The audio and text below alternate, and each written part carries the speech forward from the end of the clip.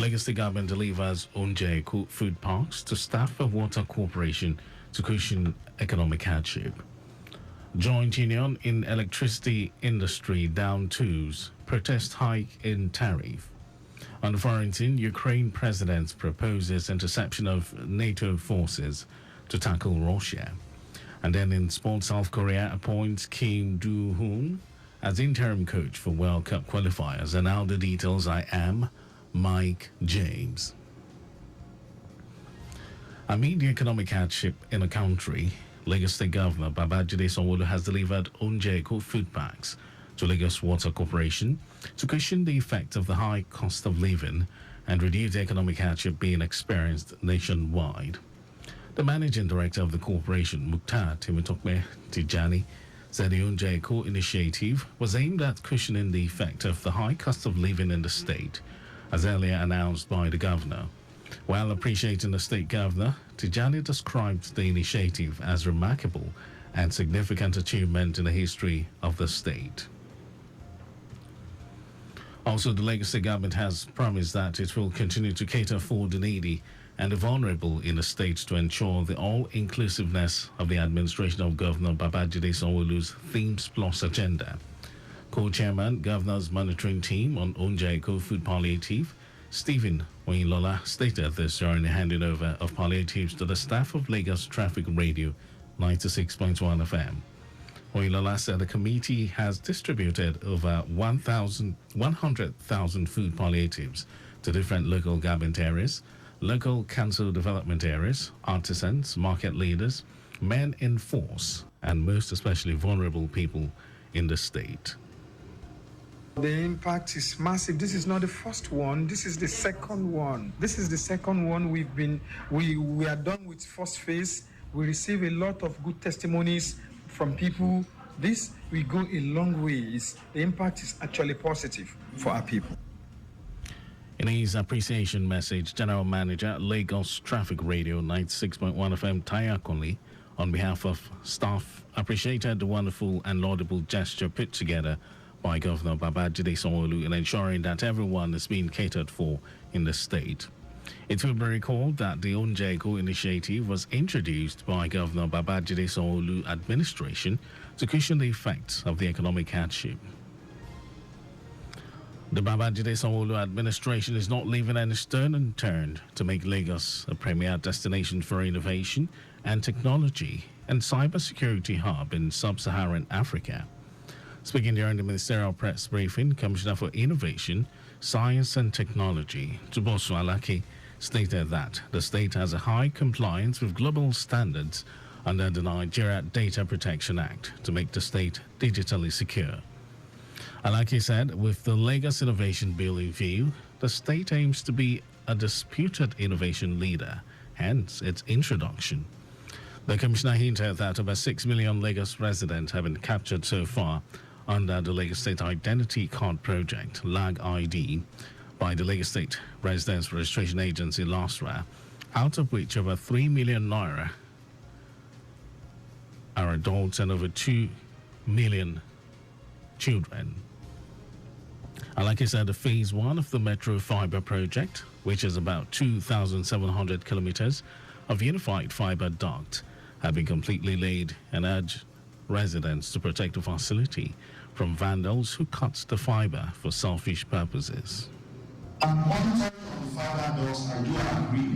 We need to step up our monitoring, perhaps collaborating with the private sector, areas where we can also combine with people in those area residents association to keep that infrastructure.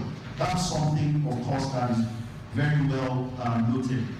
Of all of the incomplete duct areas, and I can assure you there's going to be remediation across the entire sector. And according to him, the ministry is developing a Lagos digital stack that would increase the pace of government digitalization to fast-track residents' interface with government agencies. Our correspondent, Ajola Kindele, reports that the state government had provided 800 million naira in grants for over 60 startups and more than 50 research projects in the year under review. And now to the rest of the stories. The National Union of Electricity Employees, NUEE, and the Senior Staff Association of Electricity and Allied Companies has stopped business activities at the headquarters of the Federal Ministry of Power in Abuja. Unions also locked out the Minister of Power, Adebayo Adelabu, and other workers of the ministry, stopping accessing the powerhouse building in the Maitama district of Abuja. Acting General Secretary of NUEE, Igwe BK Dominic, expressed that shutting down the power ministry will continue until the government listens to the demands of the union or calls for a meeting to address the issues.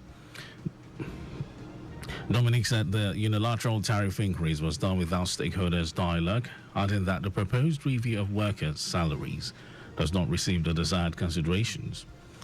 He accused the ministry that have been running the sector without recourse to critical stakeholders in the power industry. The federal government has commenced plans to pay the salaries of lecturers in federal universities, polytechnics, and colleges of education via the Government Integrated Financial Management System, GIFMIS. Permanent Secretary, Federal Ministry of Education, Didi Watson-Jack, said this in a letter written to the National Universities Commission, National Board for Technical Education, and National Commission for Colleges of Education. The move comes after the Federal Executive Council in December 2023 approved the exemption of lecturers in the federal universities, polytechnics, and colleges of education and other tertiary institutions of learning from the Integrated Payroll and Personnel Information System.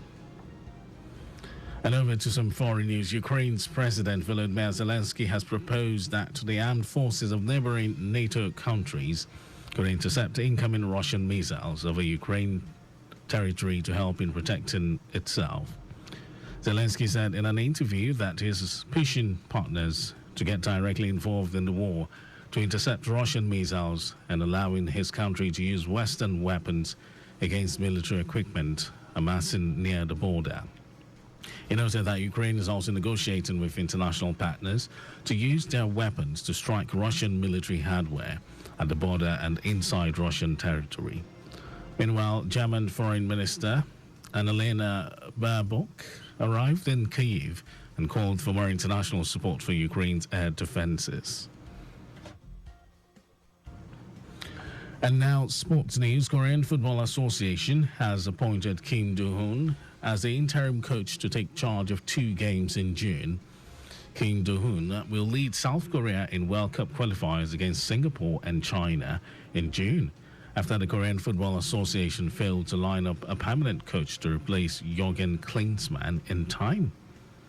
German Klinsmann was sacked in February after his team crashed out in the semi-finals of the Asian Cup, failing to record a single shot on target in the 2-0 loss to Jordan, despite having the likes of Son Heung-min and Lee Kang-in in the team. South Korea, bidding for an 11th straight appearance at the World Cup finals, are 3 points clear of China at the top of Group C in the second round of qualifying for the 2026 tournament in the United States, Canada, and Mexico. The Speaker of the Lagos State House of Assembly, Mudashiru Obasa, has lost his father. But Sulaiman Atonda Obasa, a businessman, passed on at the early hours of Tuesday at the age of 83.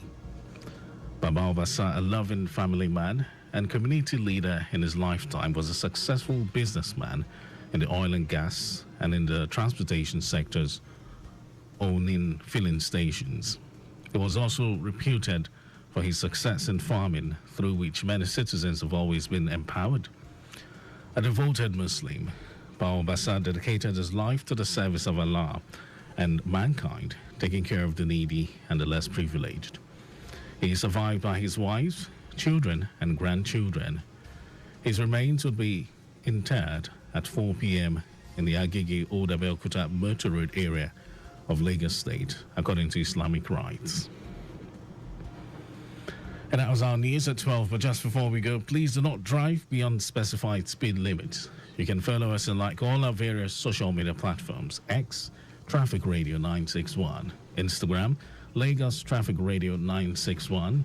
Subscribe and watch our news and programs live on YouTube, Traffic Radio 961. And you can also visit our website, trafficradio961.ng. Did you know that the Sanwo-Olu administration engaged independent managers for the management of the Lagos theatres? Well, you can get more details. It's on the Lagos State Government website. And to end the news, here are the highlights of the major stories. Amid the economic hardship in the country, Lagos State Governor Babajide Sanwo-Olu has delivered Onjeko food packs to Lagos Water Corporation to cushion the effects of the high cost of living and reduce the economic hardship being experienced nationwide. The National Union of Electricity Employees and the Senior Staff Association of Electricity and Allied Companies has stopped business activities at the headquarters of the Federal Ministry of Power in Abuja. We also told you that Ukraine's President Volodymyr Zelensky has proposed that the armed forces of neighboring NATO countries will intercept incoming Russian missiles over Ukrainian territory to help in protecting itself. And then in sports, Korean Football Association has appointed Kim Do-hoon as the interim coach to take charge of 2 games in June. And for contact with the newsroom, send a message to info@trafficradio961.ng. That ends the news broadcast. This was compiled by Sadiq Yusuf. Thank you for listening, Lagos. My name is Mike James. Beautiful afternoon to you.